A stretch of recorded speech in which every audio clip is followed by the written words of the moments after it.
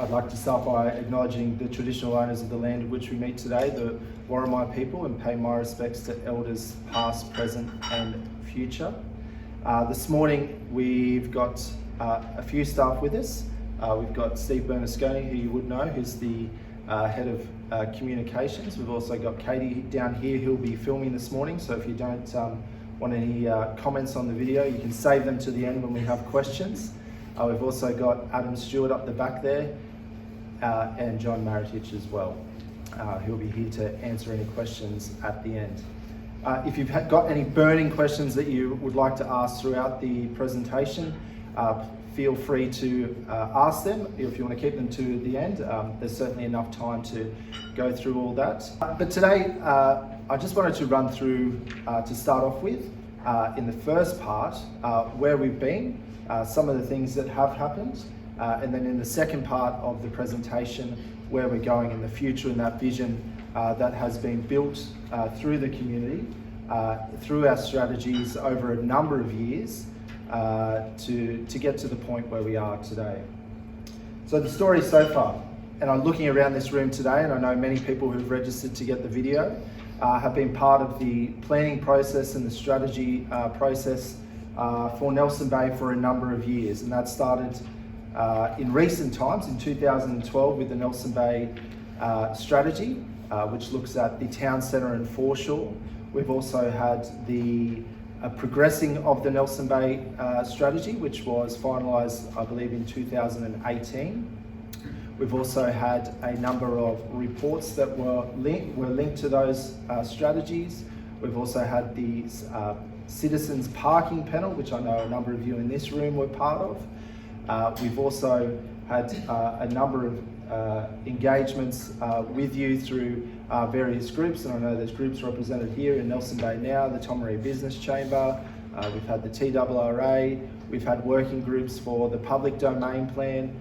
There's been a whole heap of community engagement and community involvement to fulfill and drive our vision for Nelson Bay. It's a very special spot, as we all know, and it's been loved to death over the last couple of months, and we've seen so many people here at this time of year, which has been great.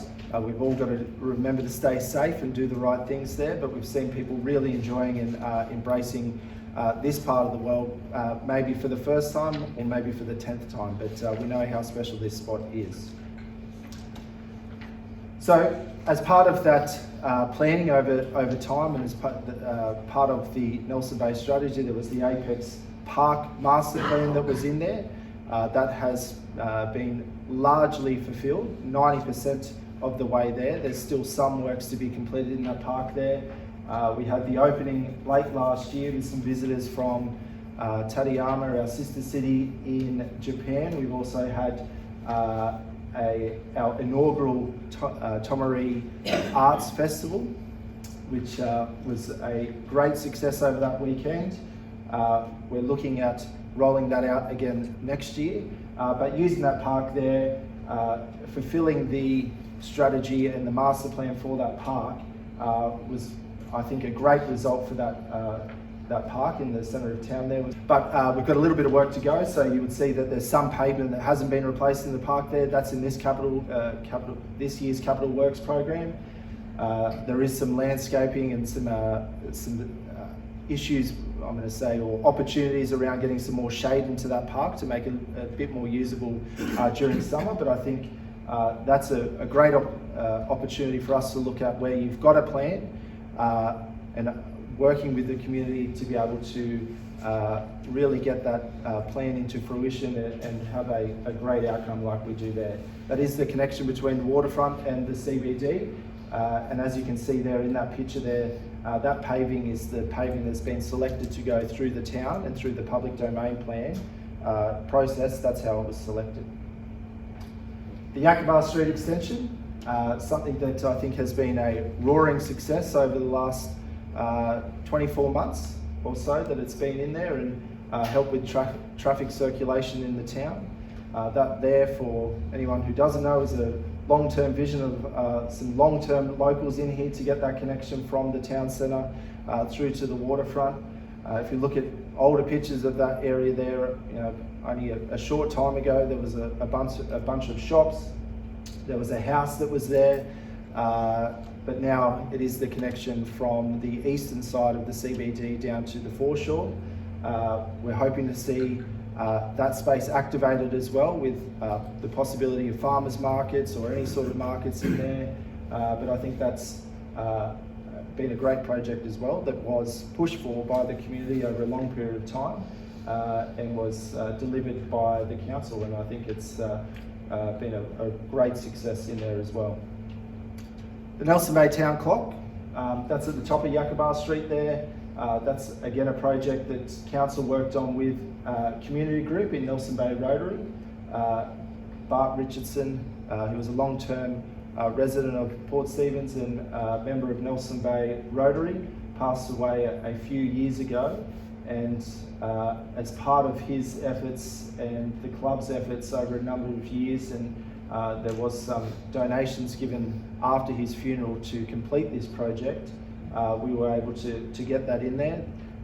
It tells his story, and it is an amazing story there, and it's another piece of character for our area, and it's great to see that project completed now. They were very passionate, the club, about getting that in there, very motivated to see it finished, and now it's in there. We've got the digital signage in there as part of our wayfinding strategy as well. That signage will be rolled out and has been rolled out across the LGA.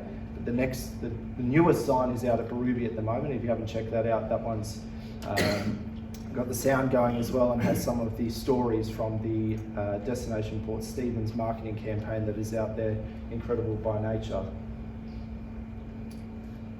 The public domain plan is certainly a very exciting plan. It sets the bold vision for the future of Nelson Bay. I know a lot of you in this room were part of the planning process to get the public domain plan off the ground.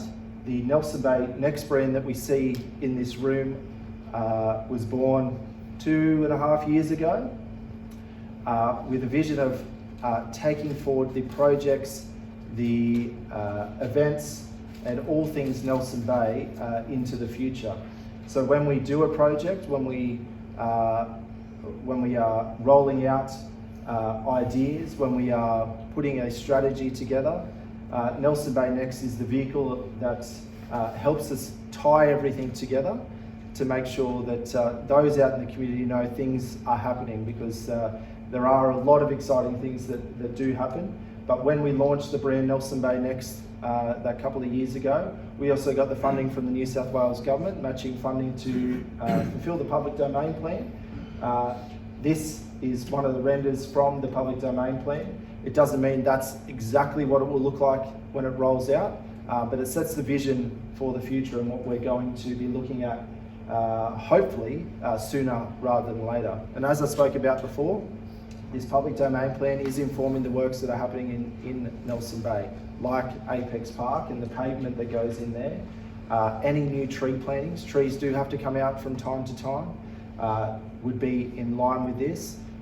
It's a very exciting document around what we hope to see the town like, and I think when you look at that picture, the feedback that we got from people is that it has to be a place for people, and that's what this plan does. It makes it a place where people want to spend a lot of time, makes it pedestrian friendly, bike friendly, green corridors, blue corridors down to the ocean, and that's what it all picks up in this plan. Lighting, which is very important. Some of those minor elements have been picked up in some of the temporary lighting that's gone in there. I know that we've currently applied for a grant through the New South Wales Government for a Better Spaces grant, and we've worked on that with the Chamber and the Nelson Bay Precinct Group around what we would like to see there, and some temporary infrastructure to push us off the back of COVID. The parking panel, I think this is a picture of the public domain plan group that was coming together, I think. But the parking panel was a group of people similar to this. They all had their ideas around what parking should be like in Nelson Bay, and I think we've got a couple that presented to council around the findings of the parking panel in Nelson Bay, which was great to hear from not just our business people, but our residents who live here in Port Stephens, I believe there might have been a couple who were from outside the area. There was a comprehensive report that was put together with recommendations for council to look at for the CBD of Nelson Bay. A lot around better utilisation of the car parking that we have, where we could have new car parking, traffic flows, and all those ideas flowed into the parking panel's report. And a lot of those are being implemented as well. Some were new ideas, some are existing ideas, but they were certainly all ideas that will enhance car parking in Nelson Bay. So that's a little bit about where we've been, and you probably know all that, or you might have known some of that. But that's a little bit of where we've been, where we've got to so far with the vision for Nelson Bay, where we've taken those strategies. But what is next, and what is the next things that are on the horizon? I think we've always got to be having things that we're striving for. I know that a lot of people speak to me around what they'd like to see in the town, where they'd like the town to go, what events, attractions, all sorts of things we'd like to see in the town. And all I can say is it's only money to get us there. Because when we looked at the original public domain plan and everything to be implemented in there, and it was a year or so ago, we're looking at a figure of $100 million plus. So we're never going to be able to do everything, or we'd like to, but we will work to do as much as we possibly can at the council. The first thing we're going to talk about today is smart parking, and that's something that has certainly been a topic of conversation lately, and something that is an exciting program for the CBD of Nelson Bay. One of the recommendations out of the parking panel report is that we look at the introduction of technology. We've also got our smart cities blueprint, which is currently on public exhibition, or has just finished its public exhibition period. Looks at the introduction of new technologies into the Port Stephens LGA. Smart parking is one of those initiatives, which is a really exciting program of works that will enable us to do many, many things. So what is smart parking? It's basically a technology-based program of infrastructure to manage car parking in the CBD. So if you're looking at Nelson Bay CBD, what we are looking at as a council and what we've resolved and currently are investing in is the installation of smart parking through the CBD, which would include sensors in all the on-street car parks and sensors in the off-street car parks that are publicly owned. It would also include updating the foreshore meters down there as well. We are keeping the smart parking across the CBD and the foreshore, which will be an upgrade for the foreshore, free for all residents. So residents will be able to register to have free car parking at all times, which is a change for now. So if you have a business down the foreshore, you've got now access to all the residents. We're also rolling that out for workers as well. We are keeping those funds in the CBD of Nelson Bay. That is the resolution. So any money that is collected from the foreshore or the CBD stays in the town to fund the works that we have spoken about a little bit from the public domain plan. Can we ask questions or finish? If you want me just to finish on the smart parking, and then you can ask some questions around there. The program of works that is in there has been put through the council and comes out of the public domain plan, comes out of the works that would be required in the CBD of Nelson Bay to provide extra car parking. We're looking at an extra 220 car spots in the CBD of Nelson Bay on top of what we have at the moment. We're looking at the introduction of a new app for the CBD of Nelson Bay to find your car spots easier, so that includes the foreshore. We also have signage at the entrance to Nelson Bay from the east end and the west end to tell you where the available car spots are in Nelson Bay. So if you're driving in there, that would say that there is 20 available car spots in the Donald Street East car park, or 20 available in the at the foreshore on Victoria Parade, to better direct cars to their spots. The science behind it and the reports that we have got there is that if we increase car parking by 15%, we would get much better traffic flow, much better ability for people to find a park a lot quicker, and we're aiming for over 20% increase in car parking across the area there. The area that we're looking at for smart parking in Nelson Bay is the current boundary on Victoria Parade, up to Church Street, but not including Church Street, Tomaree Street to the north, but not including Tomaree Street, and then down Yakaba and just moving a little bit into Magnus to the east and Donald Street to the east. So the core of the CBD there. We'll also be introducing a 15-minute free parking for the CBD, so you don't have to pay for the first 15 minutes. So if you're just dropping in, you can use meters, you can use the app, you can register your car. If you're wanting to pay for, if you're wanting to use parking in Nelson Bay, if you live outside the LGA. So if you're living inside the LGA, working in the CBD of Nelson Bay, then this would be free for you. There's the registration program. If you get a new car, you register your new car and you never need to do anything. So if you pull into the CBD of Nelson Bay, you've registered your car once a year ago, you don't have to do anything. You just park and you obey the signs that are there, whether they're 1 hour, 2 hour, 4 hour or all-day parking. This is also being introduced in Shoal Bay and Berubie, but starting in Nelson Bay. And the same as Nelson Bay, these the funds that are collected through this are staying in those towns. So the upgrade of Shoal Bay will be paid for from the parking in Shoal Bay. The upgrades to Berubie will be paid, and Anna Bay will be paid for from the parking in those towns. Currently, council has fees and charges that they charge for parking. Off-peak is $3.20. Peak is $4.20 an hour. We've based it on that, and the science and the great work that Adam has done up the back there, is that in a 24-hour period in the CBD of Nelson Bay, that car spot would be utilised by somebody from outside the town for less than an hour.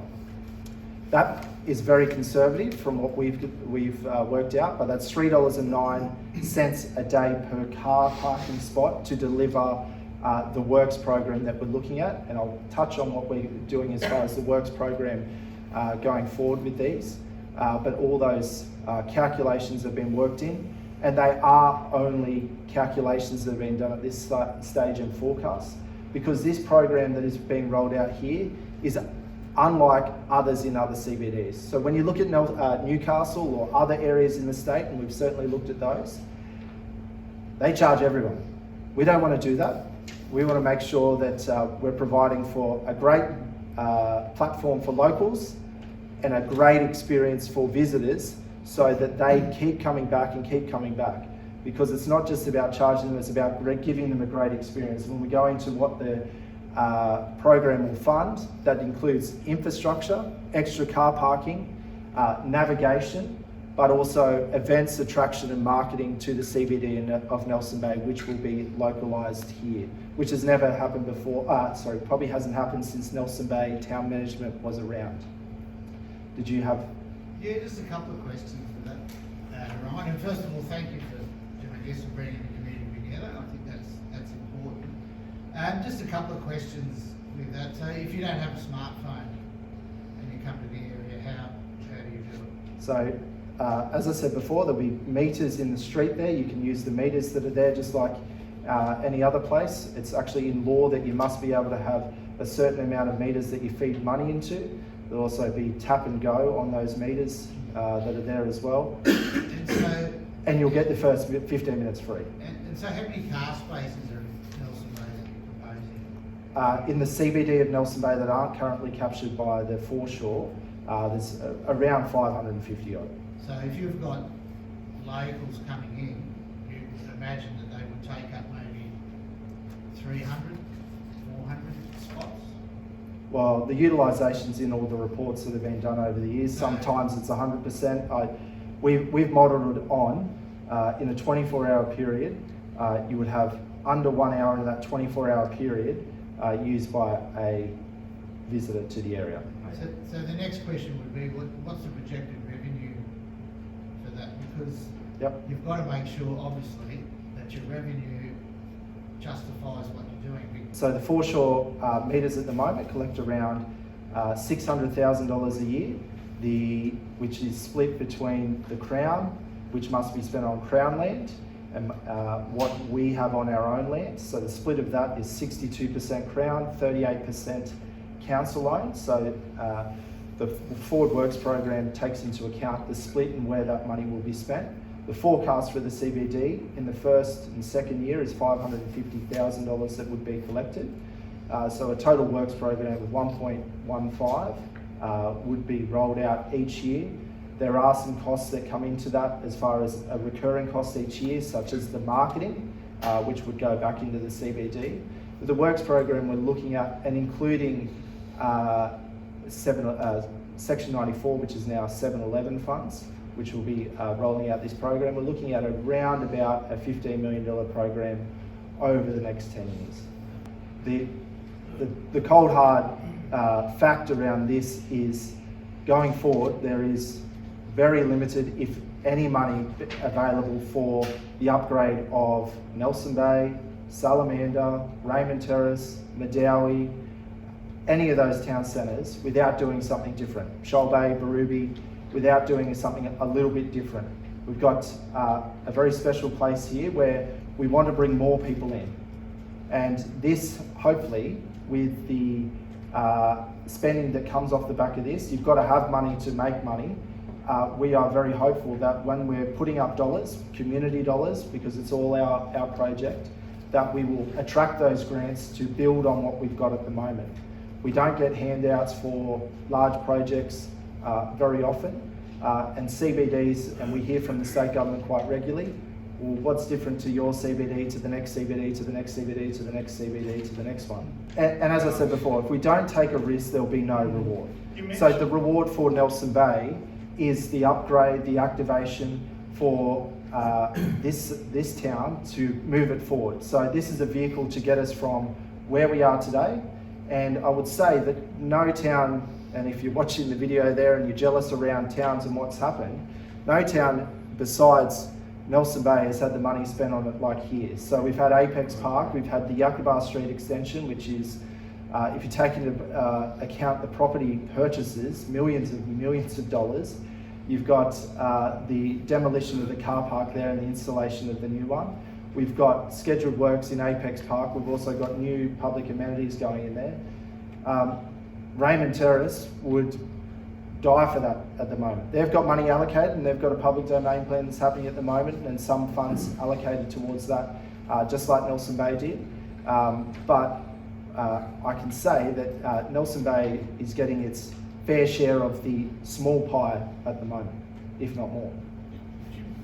I might have got this wrong, but did you say did it create 220 parking spaces, or did I? So that's in the program of works that will come off the back of this installation of smart parking. There's 220 extra spots in the CBD.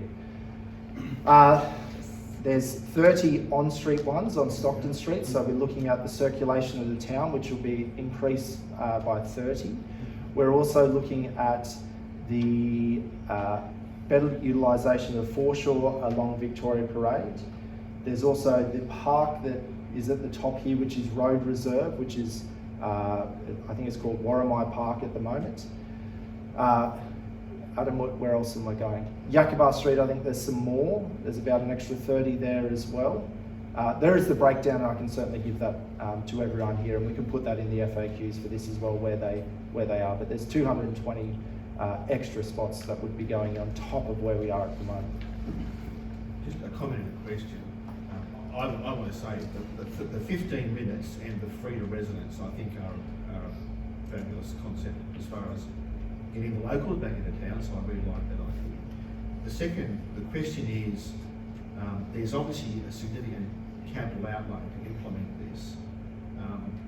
is the money collected going to be used to recoup that outlay? Yep, very good question. I believe it's, not having the works program in front of me, but I believe it's around 300,000 that we are contributing to the installation of sensors, of meters, of the technology that goes in there, the app. We're using the New South Wales Government's parking app as well. The cost would be, I believe we pay a monthly service fee per metre throughout the town, which is, I think, less than $100, I think it is. It's very minimal there, but they have been factored into the program there as well. So they're all there in black and white to see, and we can certainly distribute that list So the again. dollar amounts you're indicating are amounts that would be available for money going back into the CBD? Definitely. What I was talking about is when we're talking about the program of works, that's the money that we're projecting.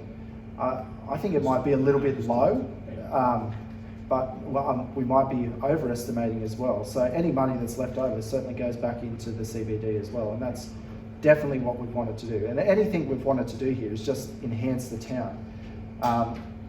We're not always going to get it right, and I'll 100% acknowledge that. There will be errors, there will be problems with the system in rolling it out, but we will move as quickly as we can to fix them and make sure it's as user-friendly as possible, because we want more people into the CBD, and we want these works to happen quicker rather than sitting on a shelf, which sometimes happens with strategies and plans for the CBD. Planning controls, we've currently got our document, which I think a lot of you would have picked up in coming into the room, which is Revitalising Nelson Bay. We have got gateway approval from the Department of Planning for the changes to a number of planning controls in the CBD of Nelson Bay. We all would have seen these over the last 18 months, and it is largely around the changing of some building heights through the town. The vast majority of the town won't have substantial increases to their heights. Through the core of the CBD and to the east is about reflecting what is a core height for a building, one level of a building, so going from 3 metres to 3.5 metres. So we're still staying at the 5 level height limit. Down the foreshore is 3 stories. In the bulk of the marina site and to the west is 4 stories. So keeping those corridors open down to the ocean. And we've also got at the back here an increase in height which reflects the buildings that are at the back here, including the landmark.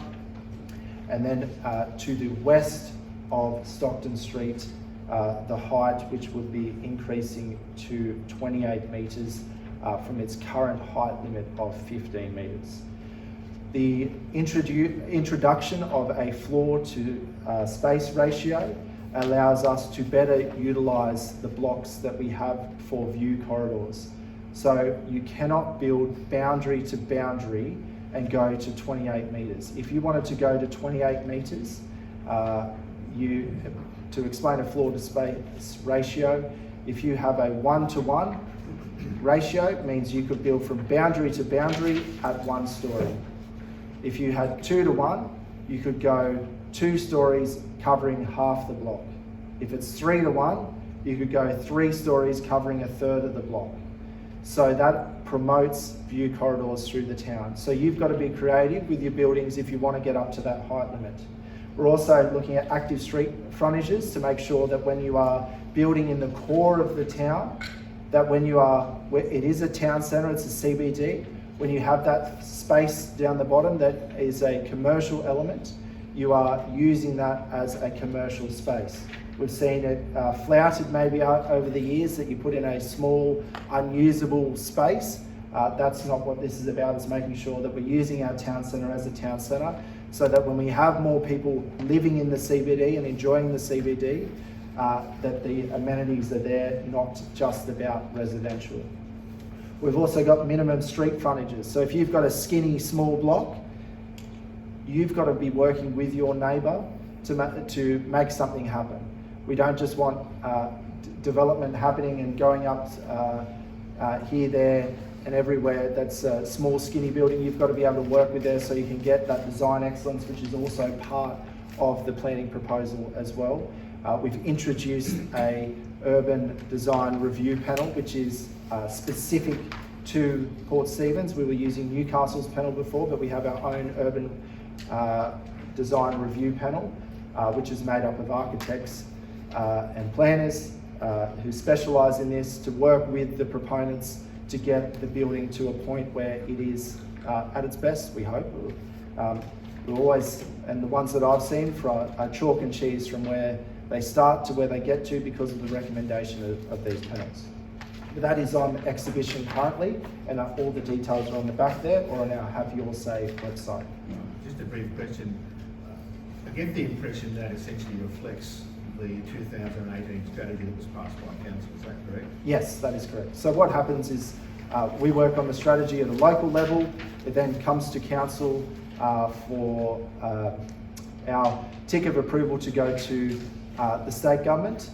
They give us a gateway approval where the documents then come back to us to do more work with the community, and then it would go for endorsement after that. And there may be changes that come after this. So yes, the same as. Events and activation. So as part of the smart parking plan, we are making sure that when we are taking something away or a risk, as it's perceived by many, and I certainly spoke about taking a risk in the CBD, that we're bringing back people on a regular basis. We know what a great job, and a lot of the volunteers in this room have done with events in the CBD, like the Country Music Festival, the Taste Festival, Love Seafood. These events bring people into the CBD, the Tomaree Arts Festival, but they do cost money. They do take a lot of time. A lot of volunteer work goes into the back of these. So to get these happening, we need to obviously fund these, and this is part of the public domain the public domain and traffic flow and events and activation money that will be coming from the smart parking. And this is in there at the moment. We've currently got a level in there. I've been talking with Adam about getting it up. We've got 400,000 over the next 10 years, but I think we should aim for a little bit higher out of that. Public domain plan, we spoke about this before. Currently in that plan, we've got Stockton Street and Magnus Street, but there's a lot of discussion to be had around that and where those public domain works occur. We've also got works happening along Victoria Parade. We've got street signage around the CBD. That's all up for discussion around where the funds are spent, but there is a preliminary schedule of works across the town. And at the moment, I think, as we all know, the world economy is struggling a little bit. There's also never been a better time to borrow funds either. So there's an ability for us to possibly borrow some funds against projections, or once we've got some figures together around what the parking brings, to expedite some of these works. Because when you're borrowing at an interest rate with a 1 in front of it, sometimes it's much better to do the work, because the costs of doing work, such as roads and drains, increases at a higher rate than that. So to get all the work done at once may be a better way to do it. This is something that's happening quite soon, and in the CBD of Nelson Bay along Magnus Street. We're looking at a resurfacing of the road very shortly, and at that time, so if you look to the east of the one-way section of Magnus Street, we've done that road work there, and the road's smooth, nice, beautiful. That's coming to Magnus Street, so at the same time we've got the ability to do some stamping into the pavement there, and also some painting to do something a little bit different and differentiate that shared zone from the non-shared zone as well. And that will be going in at the same time as the sensors into Magnus Street. Ahead of the sensors. May I ask a question? Yes. I'm sorry if this is covered in documentation, but going back to that public domain plan, has there been any discussion about turning Magnus Street and Stockton Street, that T-bar dead in the heart of the centre, into a pedestrian walk? There has been.